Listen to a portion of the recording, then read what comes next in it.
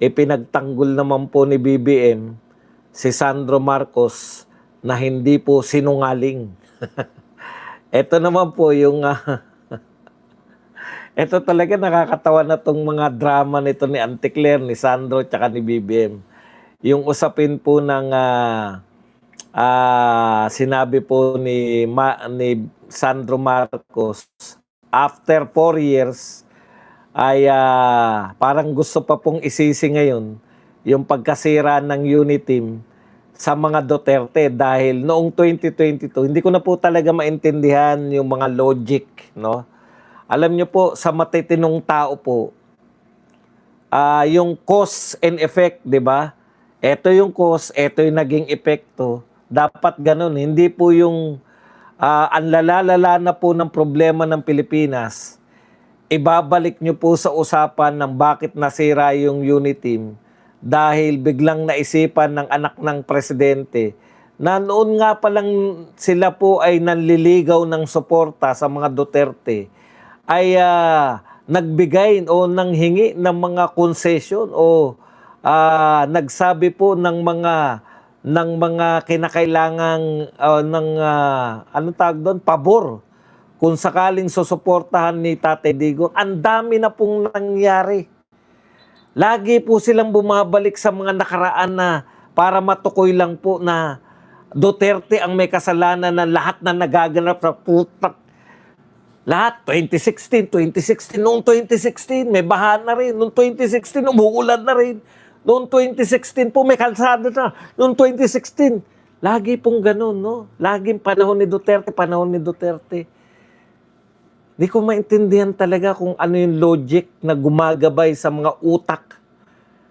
Hindi po gawain yan ng isang normal na tao. Ako po, kung ano nangyari sa akin buhay ngayon, hindi ko po pwedeng i-trace yan, no? At isisi sa iba.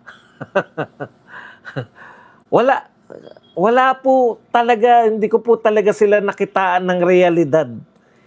Habang po nagaganap ang baha, habang yun na lang po yung pagtugon nila sa flood control corruption ay impeachment ni BP Sara, wala na po sa hulog yun. Sa totoo lang po, hindi po talaga normal. No, hindi po talaga normal. At mas hindi po normal yung sagot hindi na rin nga normal yung tanong ng mga reporter kay Auntie Claire. Hindi pa rin po normal yung sagot ni Auntie Claire. Grabe po talagang binobombard po tayo. Alam po ninyo, naalala ko lang nung panahon ni Tatay Digong, basta po may sakuna, lahat po ng pinag-uusapan, yung pong pagtugon sa sakuna. Ang dami pong binaha, ang dami po lahat. Makikita nyo po habang baha po, lagi po ito nung panahon ni Tatay Digong, yung mga rubber boat na nagre-rescue. Yan po yung pinapakita po, nakikita natin sa mainstream media, nakikita po natin na ginagawa, yung mga pagsagip po. Ngayon po, wala na tayo halos nakikita. Ako wala po ako nakikita sa media ng mga rubber boat o kung ano pa man. Wala na po At ang lumalabas po, yung mga balita na magmumura sa Vince Dizon, panay mga out of this world, wala pong katotohanan lahat yung ibinabalita po. Tignan niyo po sa kabila po ng matinding sakuna, halos buong Luzon po, mula Baguio City, northern part ng Luzon, Baguio City, pababa po yan, La Union, Ilocos, tapos po Pampanga, Bulacan, NCR, tapos pa-south po, Cavite, papunta po rito sa Batangas. Ang lawak po ng pagbaha. Sa totoo lang po, napakalawak. Pero tignan niyo po yung mga laman po ng mga binabalita. Ombudsman, may kakasuhan si ganun, si Lacson, yung Tagig, merong insertion si Wala ba kayong pahinga sa politika? Banat dito yung mga congressman, banat sa mga kay BP Sara. Kahit ba sa kuna, hindi nyo pwedeng pagpahingahin yung mga bunganga nyo sa politika? Hindi ba pwedeng ang pag-usapan natin, o rubber boat? Kinakailangan na rubber boat dyan. Wala na pong sumusubaybay sa sakuna ngayon. Parang kanya-kanya na lang po muna tayo. Bahala na po muna kayo. May lubid. May nakita pa po ko, lubid sa isang barangay. Tinali yung lubid, hila lang ng hila. Kanya-kanya na lang po muna. Kasi busy kami. Busy kami dahil may sinabi si Sandro Marcos na importante. Naganap noong 2022.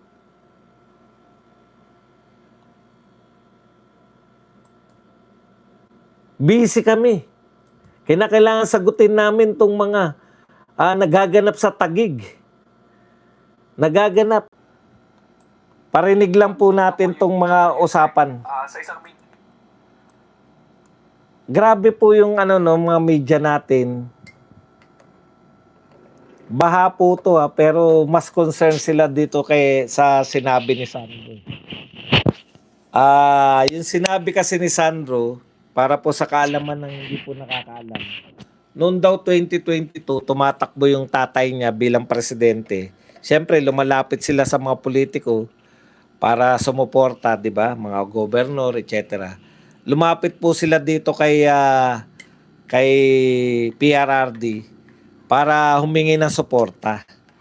Okay. So, ang kwento, ang dami raw hinihingi para endorse sila ni PRRD. Ang daming hinihingi sa kanila. Yung hinihingi ni PRRD yung executive secretary, hinihingi niya yung Senate President, yung kumbaga manggagaling sa mga tropa ni Tatay Digong at saka House Speaker. Okay. So, syempre, parang ang dating, parang ang sama naman yung way na pag-present ni Sandro Marcos, parang napaka-negative nun. Sa totoo lang po, ganun po talaga yung namumulitika. Gusto mong kunin yung endorsement ko, ano naman mahihita ko dyan? Politiko si Tatay Digong eh. Hindi po siya Santa Claus na walang kondisyon. Kumbaga, politiko po si Tatay Digong, meron po siyang meron siyang political party, meron po siyang mga kapartido. Ganun po talaga ang politika. Gusto mong kunin yung suporta ko. Buti, tignan nyo nga, ang hinihingi ni Tatay Digong hindi po pera. Ang hinihingi niya, siyempre may mga kasamaan siyang politiko eh. Gusto nyo kunin yung endorsement ko. E di, meron akong concession na hingi na ito, ilagay mo tong mga tauhan ko o yung mga malalapit sa akin na speaker, magtatawaran kayo niyan eh. 'Di ba? Ganyan po talaga. Etong mga to nanliligaw pa lang, nakikita mo kagad yung pagiging parang arrogante na eh. Ang tingin nila dapat right namin yan na suportahan mo kami. Hindi po ganun ang pamumulitika. Ganyan po talaga ang politika. Pwede bang pengin na suporta mo? O sige, susuportahan kita. Pwede po yun na naganap yun. Pwede po nagbigay ng ganun. O, pakinggan po natin. Ang problema ko, ang tagal na nun, di ba? 2022. O before pa 2022 kasi 2022 ang election. Eh. Alangan naman 2022 lang sila nangingi ng suporta. Anong purpose? Pasamain si Tatay Digong na nakakulong na ngayon? I-justify ninyo na kaya nyo pinakulong dahil nanghingi sa inyo ng pabor noon? Hindi ko talaga maintindihan. Normal pa ba ito ng pag-iisip? Pero kung paano po sila saluhin ni Auntie Claire, yun po yung mas kahindik-hindik. Pakinggan lang po natin tong mga tagpo na to. Pati po yung nagtatanong eh. Anong klaseng reporter meron tayo ngayon? Hello po, Yusek. Sa isang media interview po ay nabanggit ni Congressman Sandro Marcos na may mga revelations po siya tungkol dun sa sinasabi na concessions na hiningi ng Duterte administration in exchange of endorsing him po nung 2022 elections. May further details po ba tayo dito kung ano po yung sino po yung mga nasa likod at ano pa po yung mga hiningi? Tignan niyo yung tanong May further details po ba tayo dito sino yung mga nasa likod? Anong ibig sabihin ng sino ang mga nasa likod? Illegal ba yung paghingi na yan? Bakit kailangan mong questionin yung sino yung nasa likod? Parang kala mo may krimen na ginawa Krimen po ba yun? Normal po yun. Head ako ng PDP Laban. Presidente ako ng Pilipinas. Ang endorsement ko, ang laking plus factor. Bakit? Positive 90 si Tatay Digong. Pinakamataas. Kaya mo hinihingi yung endorsement niya dahil alam mo, malaking boto ang dala-dala ni Tatay Digong. Yung endorsement ni Tatay Digong ay may kaakibat yan na malaking boto. Krimen ba ang paghingi ng concession? Sige, tingnan naman natin kung ano sinagot naman ito. Sino po nasa likod niyan? Kung si Tatay Digong talaga yung nagsabi niyan, kinakailangan pa ba ni Tatay Digong nang nasa likod ni Tatay Digong? Tanong niya. Hindi ko maintindihan Ganyan na rin kabugok pati mga reporter natin Meron pa po ba sa tingin niyo na Meron pa po ba sa tingin niyo na sino ang nasa likod pa ni Tatay Digong? Malisyoso yung tanong. Actually, tinanong ko rin mismo si Pangulo kanina. At ang sabi lamang sa akin ay he has raised his kids well and his son, Kong Sandro, will not lie. Okay. He has raised his kids well and Congressman Sandro will not lie. Alam po ninyo, naniniwala po kami na yung bunga ay hindi nalalayo yan sa anak. Sa inyo na rin, di ba? Kung ano yung tatay, si Ferdinand Sr., yun din yung anak. Hindi rin po malayo na yun din yung maging... Kasi kung natural po, hindi po nakikita ng mga anak. Kung ang anak po ay bilib na bilib sa ama, hindi niya po nakikita yung maling ginagawa ng ama. Kayo po ba, una po, bakit po ganun kagad ka-defensive yung sagot? Sandro will not lie. Meron po ba nag-aakusa kay Sandro Marcos na siya po ay nagsisinungaling? Hindi naman po kasi sinungaling yun Ako sa tingin ko pwede naman talagang hingin yun. Ang kino-question ko lang, after 4 years, sasabihin mo yan na humingi. Ano po bang kakaiba dyan? Yung unit team nga, ang pagkakaintindi namin, hati talaga Mayroon maggagaling kay BP Sara dahil sa totoo lang po, atin-atin lang to. Kahit alam po ng lahat. Sa totoo lang, ang nagpanalo sa inyo si BP Sara. Ang nagpanalo kay Marcos, maski tanungin mo yung Makabayan Black, maski tanungin mo yung mga Dilawan at Kakamping.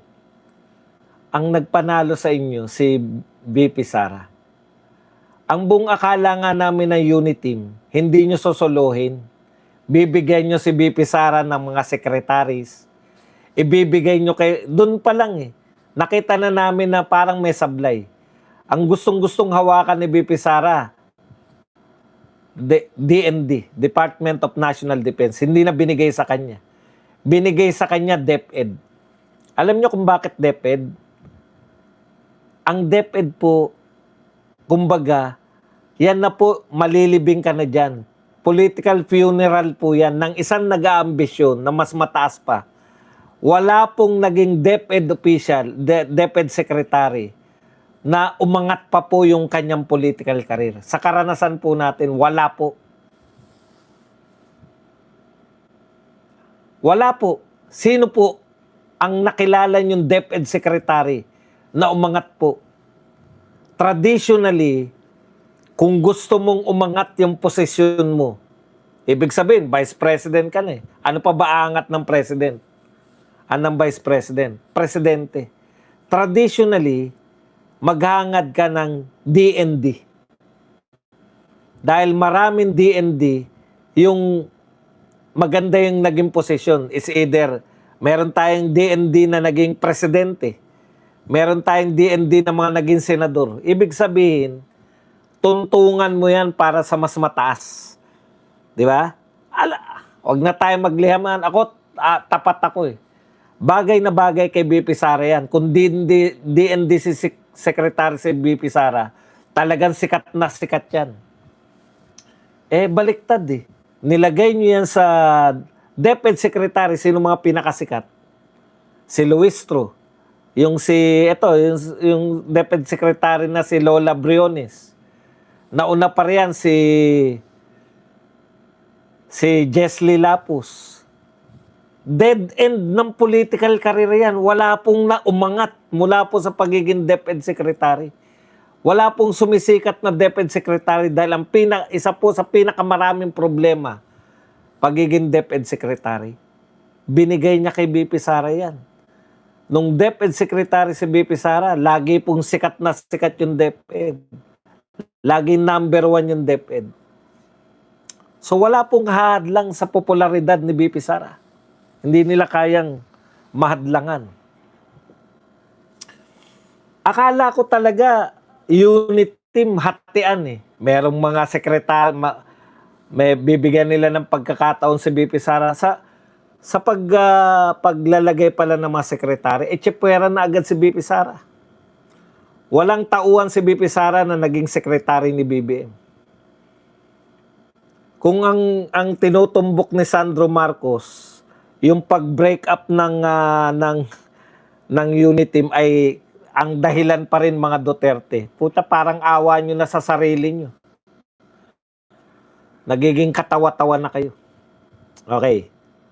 Ngayon, ang tanong ko naman ngayon, bakit kayo nagsusumbat? Bakit kayo nanunumbat ng mga hininging concessionaire ni Tatay Digong sa inyo?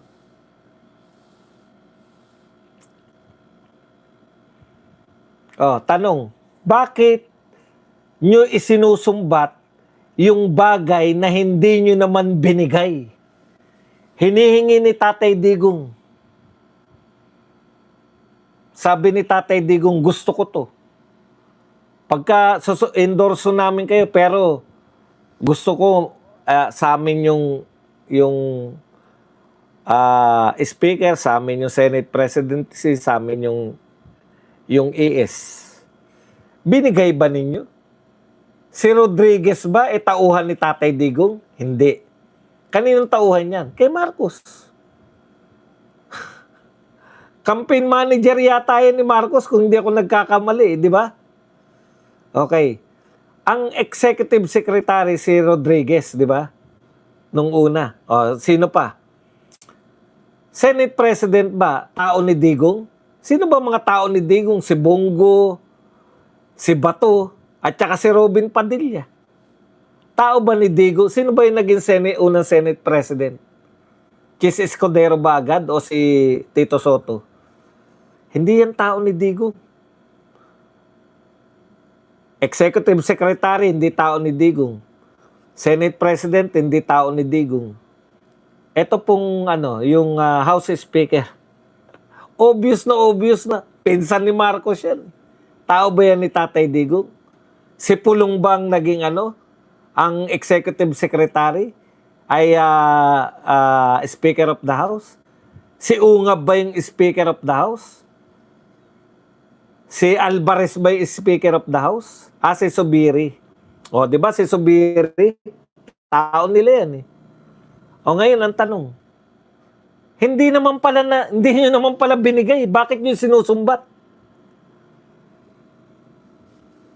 Doon, kaya sinasabi ko, hindi normal yung mga pag-iisip ng mga to. Isusumbat mo yung isang bagay na hiningi sa'yo tapos hindi mo naman binigay? Anong karapatan mo magsumbat sa mga bagay na hindi hiningi hiningi sa'yo, tapos hindi mo naman binigay. Parang yung mga nangungutang, pautang naman, kapos na kapos lang kami. Puta, hindi mo na nga pinautang, sinumbatan mo pa. Real talk po. Pinagbigyan nyo ba yung kahilingan ni Tatay Digong? Kung hindi naman pala, anong inaangal nyo?